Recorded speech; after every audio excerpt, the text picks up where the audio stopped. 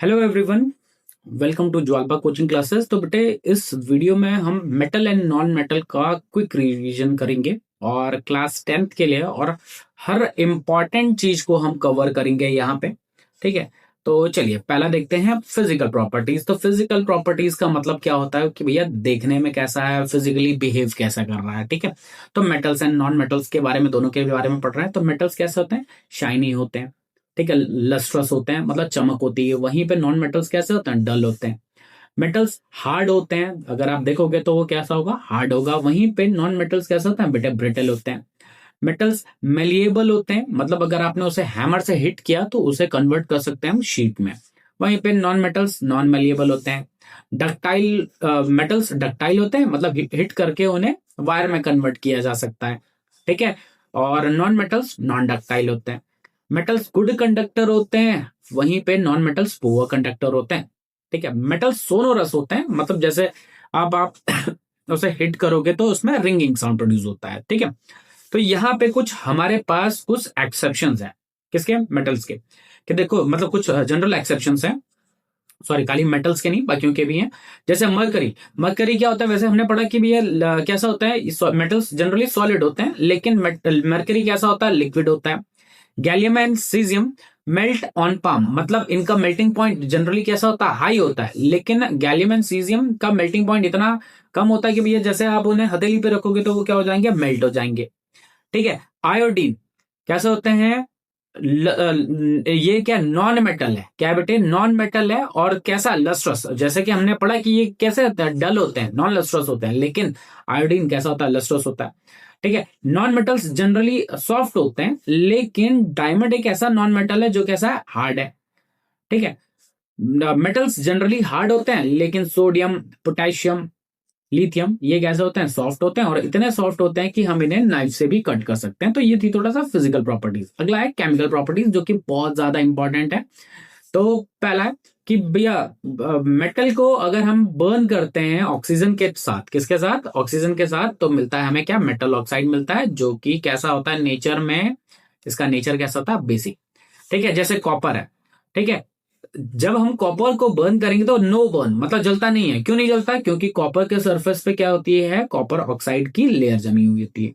ठीक है, इसी तरीके से एल्यूमिनियम और जिंक के ऊपर भी क्या होती है? एक प्रोटेक्टिव लेयर जमी हुई होती है। किस चीज की? मेटल ऑक्साइड की। ठीक है, अच्छा अभी हमने देखा कि मेटल ऑक्साइड्स कैसे हैं? बेसिक। लेकिन कुछ मेटल ऑक्साइड्स एम्फोटेरिक होते हैं। एम्फोटेरिक का मतलब होता है कि भैया ये दोनों तरीके से काम करते हैं, एसिड की तरीके से भी और बेस की तरीके से भी। जब एसिड के साथ ट्रीट करेंगे तो बेसिक नेचर शो करेंगे, और जब बेस के साथ ट्रीट करेंगे तो ये एसिडिक नेचर शो करेंगे। जैसे aluminium oxide and zinc oxide कैसे होते हैं? एम्फोटेरिक। जैसे यहाँ पे अगर हम एल्यूमिनियम ऑक्साइड को देख लें, तो जब हम HCl के साथ ट्रीट कर रहे हैं तो HCl क्या होता है? एसिड। तो इसका नेचर कैसा है? अभी बेसिक नेचर। ठीक है, एल्यूमिनियम क्लोराइड बना दिया। वहीं पे जब हम बेस के साथ ट्रीट कर रहे हैं तो बेस के साथ ट्रीट करने पे इसका नेचर कैसा है? एसिडिक है, और सोडियम एल्यूमिनेट बना दे रहा है। ठीक है, चलिए नेक्स्ट देखते हैं केमिकल प्रॉपर्टीज में रिएक्शन विद वाटर। वाटर के साथ रिएक्शन, जैसे सोडियम एंड पोटेशियम कैसे रिएक्ट करते हैं? वॉयलेंटली रिएक्ट करते हैं कोल्ड वाटर। जैसे भैया आप कोल्ड वाटर में डालोगे तुरंत क्या हो जाएगा? ब्लास्ट हो जाएगा और तुरंत फायर कैच कर लेगा। क्यों? क्योंकि जैसे ही हम कोल्ड वाटर में डालेंगे तो ये रिएक्शन हाईली एक्सोथर्मिक होती है। उस रिएक्शन में हाइड्रोजन प्रोड्यूस होता है, और जो हाइड्रोजन प्रोड्यूस होगा वो तुरंत फायर कैच कर लेगा। उसके बाद थोड़ा सा कैल्शियम एंड मैग्नीशियम, ये कैसे होता है? ये थोड़ा सा लेस वॉयलेंट होता है। किसके साथ रिएक्ट करते हैं? हॉट वाटर के साथ रिएक्ट करते हैं। और इनकी खासियत क्या है कि भैया जब हम कैल्शियम को या फिर मैग्नीशियम को जब हम वाटर के साथ ट्रीट करते हैं तो ये जो मेटल ये सरफेस फ्लोट होने लगा है। क्यों? क्योंकि इस रिएक्शन में जो हाइड्रोजन गैस प्रोड्यूस हो रही वो, और एनर्जी भी प्रोड्यूस हो रही, वो एनर्जी इतनी ज्यादा सफिशिएंट नहीं है कि हाइड्रोजन गैस फायर कैच कर ले। लेकिन यहाँ पे जो हाइड्रोजन गैस प्रोड्यूस हो रही है और जो एनर्जी प्रोड्यूस हो रही है वो एनर्जी इतनी ज्यादा सफिशिएंट है कि हाइड्रोजन फायर कैच कर लेता है। ठीक है, तो कुछ मेटल्स ऐसे हैं भैया जो ना ही कोल्ड वाटर ना ही हॉट वाटर के साथ ट्रीट करते हैं, मतलब रिएक्ट करते हैं। वो रिएक्ट करते हैं किसके साथ? स्टीम के साथ। जैसे एल्यूमिनियम हो गया, ठीक है, आयरन हो गया, जिंक हो गया, ये किसके साथ रिएक्ट करते हैं बेटे? स्टीम के साथ। कुछ ऐसे मेटल्स होते हैं जो कि ना ही कोल्ड वाटर के साथ रिएक्ट करते हैं ना ही हॉट वाटर के साथ रिएक्ट करते हैं। ये प्लेटिनम है। प्लेटिनम हो गया, कॉपर हो गया, गोल्ड हो गया और सिल्वर हो गया। ठीक है, तो ये किसका रिएक्ट करते हैं बेटे? ये रिएक्शन ही नहीं करते हैं किसी भी स्टेट में, ना ही सॉलिड में, ना ही लिक्विड में, ना ही गैस में, मतलब वाटर के साथ रिएक्ट नहीं करते। ठीक है, नेक्स्ट है रिएक्शन विद एसिड। मतलब मेटल का रिएक्शन किसके साथ? एसिड के साथ। जब हम मेटल को डाइल्यूट एसिड के साथ ट्रीट करेंगे तो बनता है क्या? सॉल्ट बनता है और हाइड्रोजन गैस बनती है। तो भैया आपको पहले भी बताया गया था कि हाइड्रोजन गैस को चेक करने के लिए क्या करेंगे आप? एक बर्निंग मैचस्टिक को उसके पास में लेके आएंगे। अगर पॉपिंग साउंड प्रोड्यूस हो रहा है, इसका मतलब जो गैस प्रोड्यूस हो रखी है वो कौन सी है? हाइड्रोजन है। यहाँ पे एक एक्सेप्शन है, वो बहुत इंपॉर्टेंट है भैया, कि भैया जैसे मेटल को डाइल्यूट एसिड से ट्रीट करने पे सॉल्ट एंड हाइड्रोजन गैस बन रही है, लेकिन नाइट्रिक एसिड के साथ ट्रीट करने पे, किसके? नाइट्रिक एसिड के साथ ट्रीट करने पे हाइड्रोजन गैस इवॉल्व नहीं होता।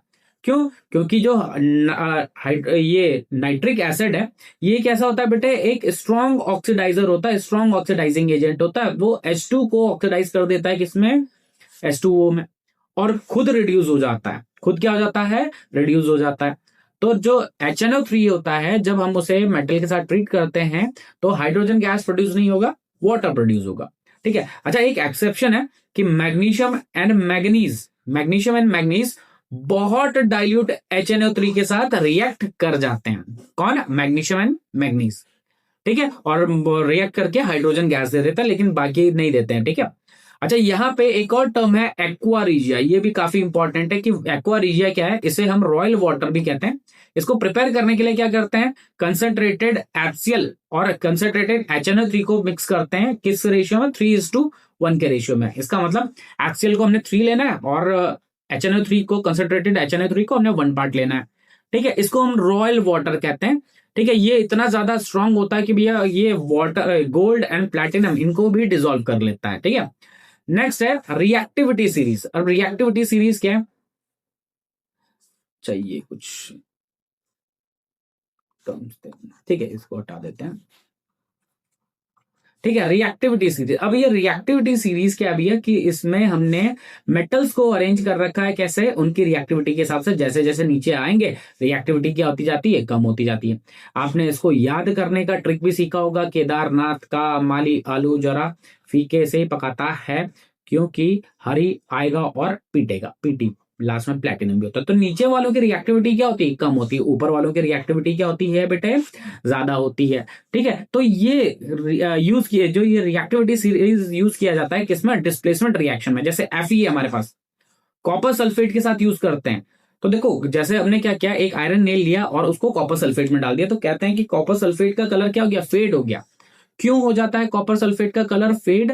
वो इस वजह से होता है क्योंकि आयरन कॉपर सल्फेट के साथ रिएक्ट करता है तो वो कॉपर को यहां से रिमूव कर देता है, निकाल देता है। देखो आयरन का है, ये है आयरन, देखो ये आयरन है। कॉपर का है ये।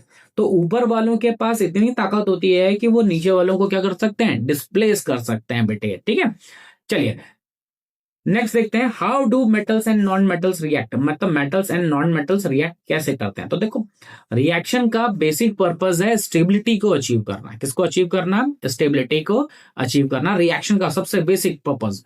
ठीक है, स्टेबिलिटी को अचीव करना। तो मेटल एंड नॉन मेटल क्यों रिएक्ट कर रहे हैं? क्योंकि उन्हें स्टेबल ऑक्टेट रूल को कंप्लीट करना है, मतलब ऑक्टेट कंप्लीट करना है।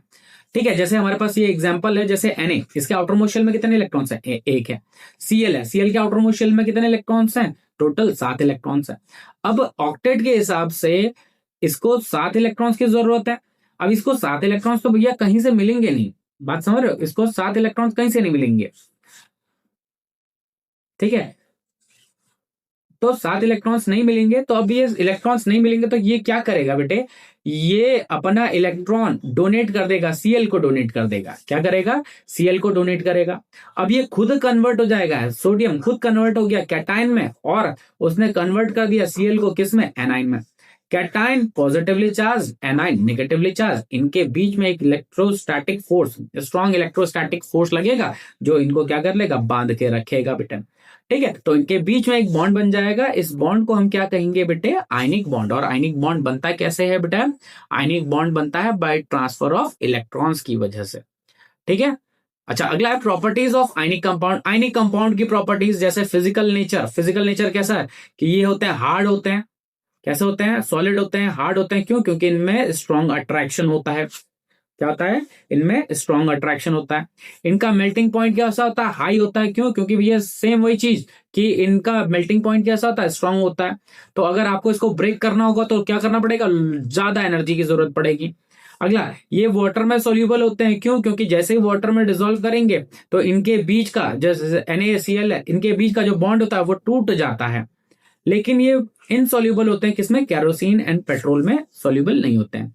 ये इलेक्ट्रिसिटी को कंडक्ट करते हैं। कौन? आयनिक कंपाउंड को जब हम सॉल्यूशन में डालते हैं, सॉल्यूशन बनाते हैं, तो वो इलेक्ट्रिसिटी को कंडक्ट करते हैं। क्यों? क्योंकि जैसे हम सॉल्यूशन बनाएंगे तो वो कन्वर्ट हो जाएगा किसमें? आयंस में। लेकिन ध्यान रखना, सॉलिड स्टेट में वो नहीं करेगा, कंडक्शन नहीं करता। चलिए नेक्स्ट है हमारे पास अकरेंस ऑफ मेटल या फिर एक्सट्रैक्शन मैप। देखो हमें क्या करना है? मेटल निकालना है। ठीक है, अब मेटल को कहां से निकालना है? मेटल नेचर में कहां प्रेजेंट है? ऐसे खुलेआम नहीं प्रेजेंट है। वो किस में प्रेजेंट है बेटे? कंपाउंड में प्रेजेंट है। और उस कंपाउंड से हमें मेटल को निकालना है। उस प्रोसेस को कहते हैं एक्सट्रैक्शन या फिर सिंपली मेटलर्जी भी बोलते हैं। ठीक है, तो जब हम मेटलर्जी करते हैं तो कुछ चीजों को हमें ध्यान रखना पड़ेगा, कुछ टर्म्स हमें पहले पता होना चाहिए। और देखो क्या है, और क्या होता है बेटे? उन मेटल कंपाउंड्स को बोलते हैं जिनसे हम मेटल को एक्सट्रैक्ट कर सकते हैं। देखिए मिनरल क्या होता है कि मिनरल क्या होता है कि मिनरल क्या होता है कि भैया मिनरल वो कंपाउंड्स हैं जिनमें मेटल्स प्रेजेंट है, उन्हें हम मिनरल कहते हैं। लेकिन सभी मिनरल से हम मेटल को एक्सट्रैक्ट नहीं कर पाते। जिन भी मिनरल से हम मेटल को एक्सट्रैक्ट करते हैं उन्हें हम ओर कहते हैं, या कर पाते हैं उन्हें ओर करते हैं कहते हैं। तो जब हम मेटल एक्सट्रैक्ट करेंगे तो उसका पहला प्रोसेस है कि भैया उसकी इंप्योरिटीज को हटा देना, निकाल देना उसकी इंप्योरिटीज को। जब हम इंप्योरिटीज को निकालते हैं तो इंप्योरिटीज को निकालने, जो इंप्योरिटीज उसमें प्रेजेंट होती है उन्हें क्या कहते हैं? हम गैंग। क्या बोलते हैं? उसमें जो प्रॉपर्टीज इंप्योरिटीज प्रेजेंट होती है उन्हें क्या कहते हैं? हम गैंग कहते हैं। ठीक है, अब देखो क्या है, हमारे पास ओर है। ठीक है, ओर का मतलब इंप्योरिटीज मिनरल से, मतलब ऐसे मिनरल जिनसे हम मेटल एक्सट्रैक्ट कर सकते हैं उन्हें हम ओर कहते हैं। ओर को हमने साफ कर दिया। साफ करने का मतलब है कि भैया उनसे इंप्योरिटीज हटा दी। अब जो ओर्स हैं वो कैसे हो सकते हैं? हाई रिएक्टिविटी वाले हो सकते हैं, मीडियम रिएक्टिविटी वाले हो सकते हैं और लो रिएक्टिविटी वाले हो सकते हैं। जो हाई रिएक्टिविटी वाले होते हैं वो होते हैं पोटेशियम, सोडियम, एल्यूमिनियम हो गया। इनका हम सिंपली इनको एक्सट्रैक्ट करने के लिए क्या करते हैं? इलेक्ट्रोलिसिस, उनको मोल्टन मतलब थोड़ा सा पिघला देते हैं, उनका इलेक्ट्रोलिसिस कर देते हैं, हमें मिल जाता है प्योर मेटल।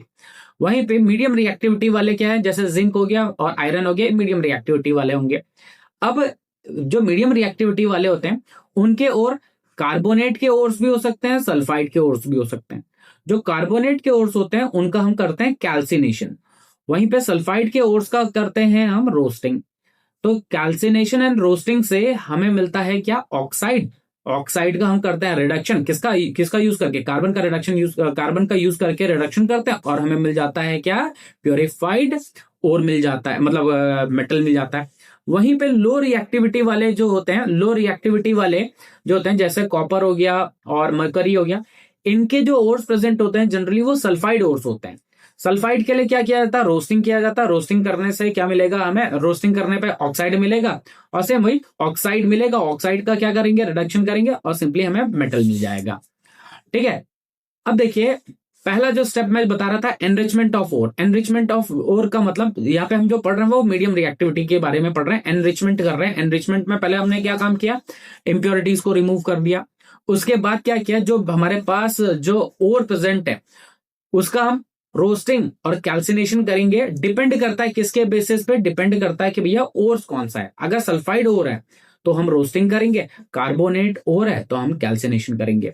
तो सल्फाइड ओर को हम हीट करते हैं किसमें? एक्सेस एयर में। किसमें? एक्सेस ऑफ एयर में, मतलब जो एयर है उसको एक्सेस में यूज करना, उस एक्सेस में उसे हीट अप करना है और हीट अप करने से कन्वर्ट हो जाएगा किसमें बेटे? वो कन्वर्ट हो जाएगा ऑक्साइड में। वहीं पे कैल्सिनेशन में भी हम हीट करेंगे लेकिन एयर को लिमिटेड कर देंगे। किसको? एयर को लिमिटेड कर देंगे। जैसे जिंक कार्बोनेट था यहाँ पे और हमने यहाँ पे इसे लिमिटेड एयर में इसे हीट किया और बन गया क्या? जिंक ऑक्साइड बन गया। ठीक है, अगला काम क्या करना है हमने? अगला काम हमने इसको रिड्यूस करना है। तो रिडक्शन के लिए हम क्या यूज करते हैं? कार्बन। क्या यूज कर रहे हैं? कार्बन को यूज कर रहे हैं। ठीक है, किस फॉर्म में, कोक के फॉर्म में यूज कर रहे हैं, और इसने क्या किया, ऑक्सीजन को रिमूव कर दिया। ठीक है, ऑक्सीजन को रिमूव कर दिया और हमें मिल गया क्या, मेटल मिल गया।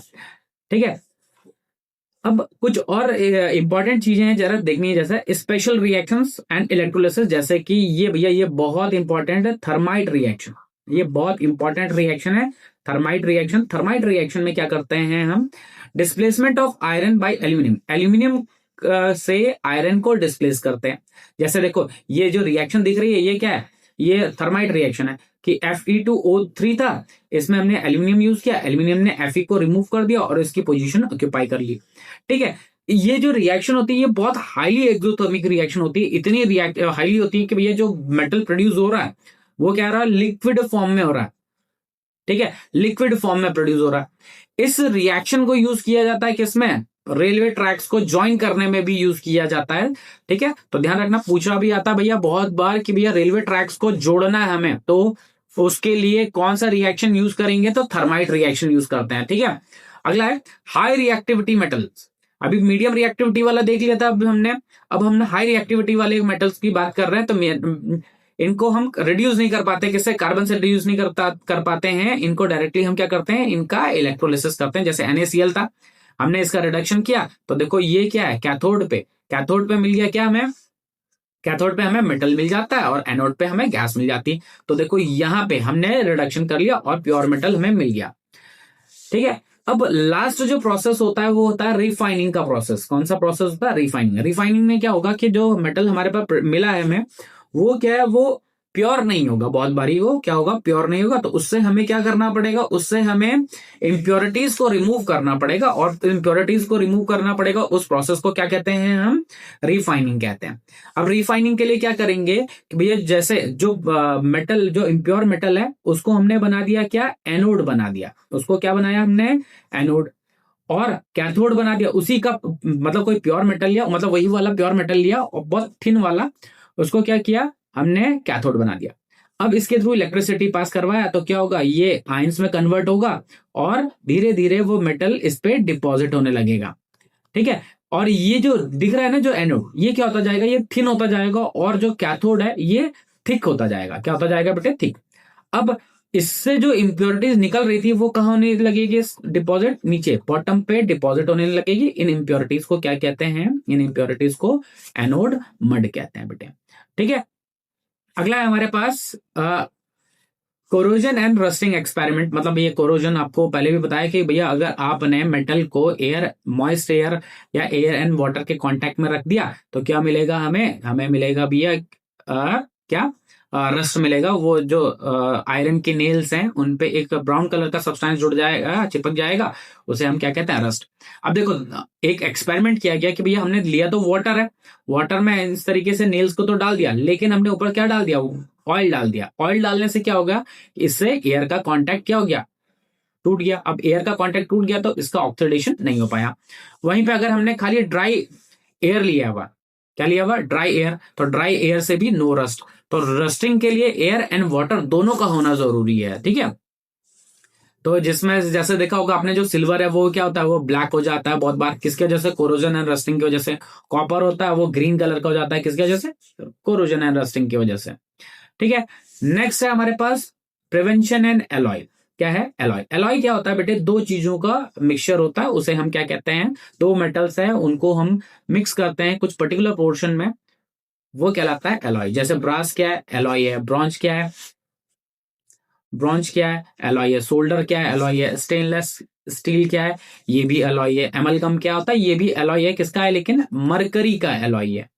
ठीक है, तो ये सब के सब क्या है बेटे, एलॉयज हैं।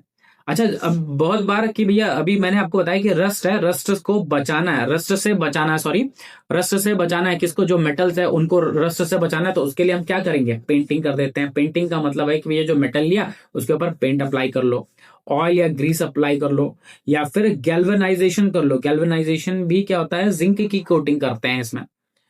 ठीक है, ठीक है, तो ये एक इंपॉर्टेंट पॉइंट लिखा हुआ है कि भैया प्योर गोल्ड जो होता है वो 25 कैरेट का होता है, जो कि बहुत सॉफ्ट होता है। ठीक है, मतलब ये एलॉय की बात बता रहे हैं। अब क्या होगा कि भैया इतना सॉफ्ट अगर गोल्ड की किसी ने ज्वेलरी बना ली तो क्या होगा बेटे, वो ब्रेक हो सकता है। तो उसके लिए उसका बनाया जाता है क्या, एलॉय बनाते हैं। क्या यूज करती है, सिल्वर एंड कॉपर का यूज करके उसका एलॉय बना देते हैं, जो कि कहलाता है क्या, 22 कैरेट का गोल्ड होता है, जिसे हम यूज करते हैं किस चीज में, ज्वेलरी में। ठीक है, तो ये हमने बहुत क्विकली रिवाइज किया ये metal and non metal chapter.